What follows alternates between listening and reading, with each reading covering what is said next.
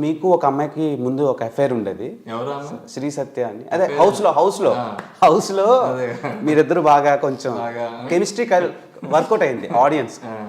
So ఇప్పుడు ఎలా ఉంది ఆ జర్నీ? ఇప్పుడు పెద్దగా టచ్లో లేము, మీరు జస్ట్ ప్రొఫెషనల్ ఫ్రెండ్స్ అంతే. ఎప్పుడైనా నెలకోసారి మాట్లాడుకుంటాం అంతే. ఏదైనా మాకు షోస్ పిలుస్తారు కదా, ఈవెంట్స్ కానీ అలాంటి, అప్పుడు మాట్లాడే తప్పించి we're not in touch. Okay, మీకు ఏమైనా లవ్ ఫెయిల్యూర్ అయిందా?